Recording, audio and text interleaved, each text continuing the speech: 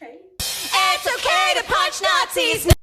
Alors, aujourd'hui, j'ai voulu vous donner mes conseils pour découvrir ou approfondir votre culture littéraire féministe. J'ai souvent eu des gens autour de moi qui me disaient « Mais j'aimerais bien commencer la littérature féministe, mais je ne sais pas par où commencer, par quoi commencer. Mais est-ce qu'il faut plutôt commencer avec des classiques, avec des trucs un petit peu plus modernes ?» Je suis là pour répondre à votre question aujourd'hui. D'ailleurs, est-ce qu'on peut admirer l'édition collector de The Poppy War que mon amoureux m'a offert et l'édition de Une braise sous la cendre que mon amoureux m'a offert? Genre, elles sont magnifiques, je suis amoureuse. Bref, on est parti. Alors, petit disclaimer, cette vidéo va parler de violences sexistes et sexuelles ainsi que d'inceste. Si jamais vous êtes sensible à ces sujets, surtout, protégez-vous et passez votre chemin. Alors, une fois n'est pas coutume, pour une fois, je vais parler d'essais dans cette vidéo. J'avais dit que ma chaîne se concentrerait plutôt sur les messages politiques dans la littérature de fiction, mais il faut bien passer par les essais quelque part aussi si on veut faire de la lecture politique. Mais si ça vous intéresse, je pourrais aussi faire une vidéo sur mes livres de fiction avec les meilleurs messages ou les meilleurs personnages féministes. Pour les références, je pense que je vous mettrai à chaque fois la version la moins chère en physique, c'est-à-dire que si le livre existe que en brochet, je vous mettrai le brochet. S'il existe en poche, je vous mettrai le poche. Je vais donc vous présenter 6 livres que je vous recommande et que j'ai lus, et 6 livres qui sont dans ma palle ou dans ma wishlist et que j'ai le plus hâte de découvrir. Le premier livre, il s'agit de Nous sommes tous des féministes par Chimamanda Ngozi Adichie. J'espère que j'ai bien prononcé son nom. Alors pour moi, ce petit livre, il est parfait pour une première lecture, une introduction au féminisme en quelque sorte. Dedans, l'autrice évoque les problèmes que cause le patriarcat en illustrant par sa vie personnelle et en y mettant une grosse touche d'humour, ce qui est assez agréable. Pour vous donner l'idée, ce livre c'est un petit peu la même chose que la scène des speeches que les Barbie se donnent dans le film Barbie qui est sorti en 2023 là, où elles se font envahir par les Ken et qu'elles se donnent un speech féministe les unes les autres pour se sortir du brainwashing des Ken. Ce livre, c'est un petit peu ça. Par contre, si vous connaissez déjà les thèmes principaux du féminisme et que vous êtes déjà plus ou moins engagé, ce livre, il va un petit peu enfoncer des portes ouvertes. C'est vraiment plus une introduction au sujet. Le deuxième livre que je voudrais vous conseiller, c'est La cause des femmes de Gisèle Halimi. Alors ici, on va avoir une perspective un petit peu plus historique sur un des combats les plus importants du féminisme au XXe siècle, et même aujourd'hui encore, à savoir le droit à l'avortement. Dans ce livre, l'autrice va nous raconter son parcours de vie, celui d'une jeune fille née en Tunisie colonisée. Elle va commencer sa carrière d'avocate en défendant des rebelles du FLN, donc le Front de Libération Nationale, qui étaient les combattants qui se battaient pour la libération de l'Algérie de la puissance coloniale française et qui ont subi notamment des actes de torture ainsi que des procès expéditifs. Ensuite, elle va arriver à Paris et son affaire la plus célèbre, ça restera celle du procès de Bobigny. Ici, une jeune fille avait avorté à l'aide de sa mère et de 2 ou 3 collègues de sa mère, je ne sais plus. Et Halimi va alors décider de faire le procès de la loi anti-avortement et de démontrer son injustice. Sa victoire dans ce procès est quelque chose qui va être déterminant pour permettre l'adoption quelques années plus tard, en 1975, de la loi Veil. Ce livre raconte donc tout ce combat et il nous permet vraiment bien de capter l'ambiance de l'époque ainsi que l'intensité des menaces qui pesaient sur Gisèle Halimi. Le troisième livre, c'est King Kong Theory de Virginie Despentes. Alors ici, l'autrice va, à travers un humour très cru et son expérience personnelle, nous parler de l'industrie du sexe, notamment de son expérience en tant que travailleuse du sexe, en tant que prostituée. Et elle le fait avec énormément d'humour, avec un langage très cru aussi, on va pas se mentir, mais c'est très rafraîchissant comme ouvrage, je trouve. C'est très décomplexé, mais c'est très honnête, mais on va pas se mentir, je pense que l'honnêteté, le franc-parler de Virginie Despentes fait du bien, et c'est vraiment, moi quand je l'ai lu, je l'avais lu en une journée, je me rappelle, et j'avais vraiment fini la journée une nouvelle femme. Ensuite, nous avons Les hommes hétérosexuels le sont-ils vraiment de Léane Alestra. Alors, ce livre, il est particulièrement intéressant parce qu'il interroge un paradoxe qui est au cœur des relations de genre de notre société.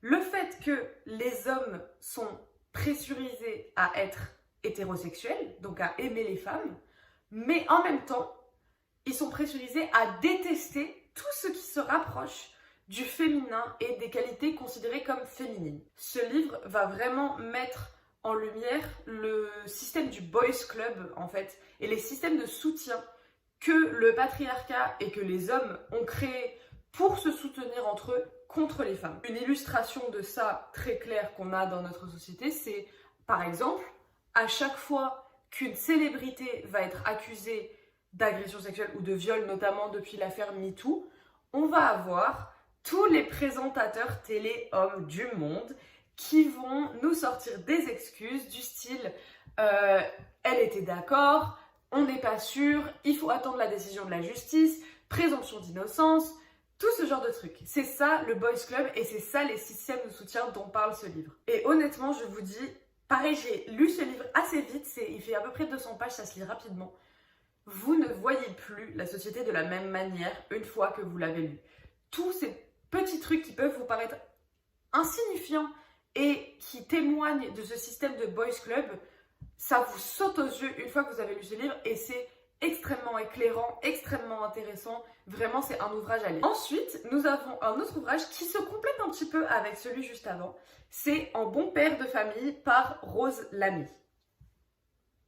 Rose Lamy qui, accessoirement, tient le compte Instagram Préparez-vous pour la bagarre, qui est un compte Instagram féministe de référence depuis de nombreuses années. Dans ce livre, l'autrice va interroger la figure du bon père de famille, justement. C'est-à-dire le mec bien qui a sa petite vie rangée, qui a sa femme, qui a ses enfants. Et elle va l'opposer à la figure dans l'imaginaire collectif du monstre.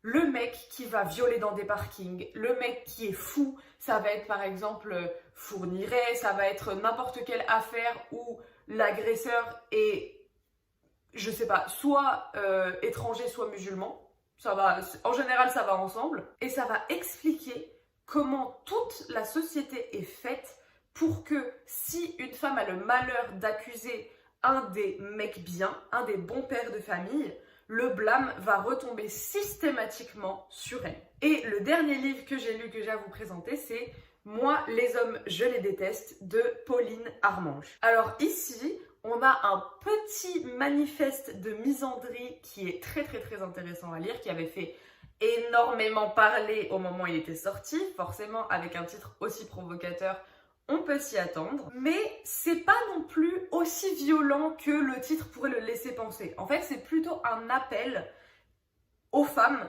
à se recentrer sur leur propre communauté, à se recentrer sur les femmes, recentrer leur attention sur les autres femmes, plutôt que d'aller chercher l'attention masculine. Mais ça peut être justement un ouvrage un petit peu d'introduction à la misandrie. Et maintenant, en deuxième partie, je vais vous présenter 6 livres que soit j'ai dans ma palle, soit j'ai très envie d'acheter et de lire. Alors, le premier, il s'agit du Deuxième sexe de Simone de Beauvoir. Alors oui, je sais, c'est un peu scandaleux que je l'ai encore pas lu parce que c'est quand même un classique de la littérature féministe française et même internationale, même si, attention, l'autrice Simone de Beauvoir était une femme très problématique, notamment pédocriminelle, etc. Donc à prendre avec des grosses pincettes, mais ça reste un classique et je pense qu'en tant que féministe, on se doit de le lire, ne serait-ce que pour la culture générale, j'ai envie de dire. Ensuite, dans ma palle, j'ai Féminisme et pop culture de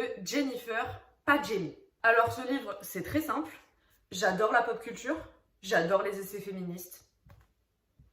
Que demander de plus? Donc là, on a fait le tour des livres que j'avais déjà dans ma pile à lire.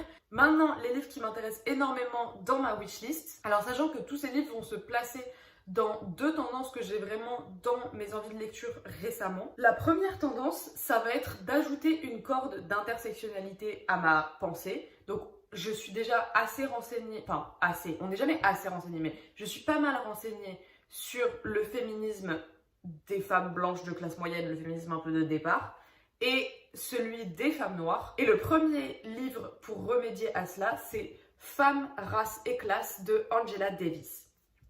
Alors, ce livre, j'ai envie de le lire pour plusieurs raisons. Déjà, je suis absolument passionnée par la figure d'Angela Davis. J'ai déjà dans ma palle son autobiographie que j'ai très envie de lire et que je pense que je vais lire avant de lire Femmes, race et classe.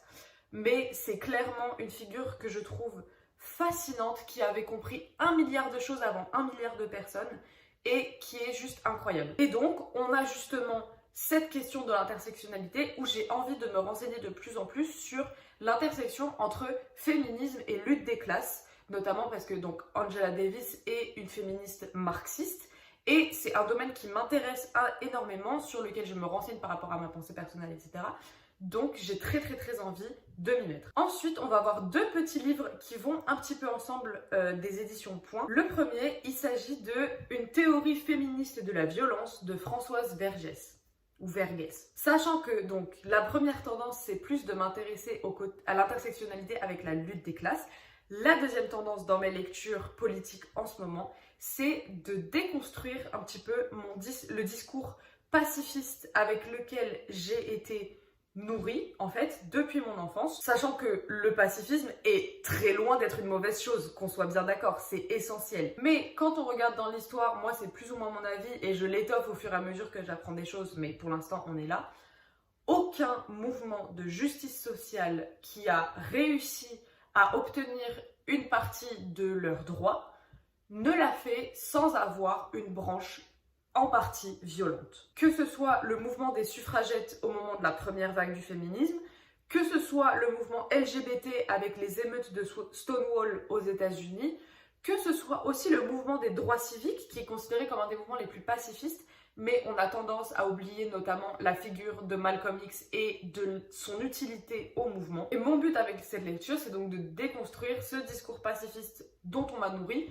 de 1 pour ma culture générale et pour m'exposer à d'autres idées, et d'autant plus parce que je suis de plus en plus séduite par ce discours. Et donc dans la même veine, on a La terreur féministe de Irénée, elle est espagnole, je sais pas trop comment ça se prononce. C'est dans la même veine, d'autant plus que Irénée est aussi une activiste qui a eu un impact en Espagne assez important, donc elle sait clairement de quoi elle parle, et j'ai très envie de découvrir son essai. Et enfin, le dernier livre qui m'intéresserait, il s'agit du Berceau des dominations, dont je ne sais pas pourquoi je ne me suis pas noté le nom, je le mettrai juste ici. Et ici, on a un ouvrage qui va s'intéresser au rapport de domination dans les cas d'inceste, notamment donc de domination dans la sphère intrafamiliale, de la part de la figure du père, de la part de la figure du parent, de la part de la figure de la personne plus âgée dans la famille, que ce soit oncle, tante, grand-père, j'en sais rien. Et donc c'est un sujet qui m'intéresse aussi énormément et que j'ai envie de découvrir. Voilà, donc c'était un petit peu mes petits conseils perso ainsi que mes envies en termes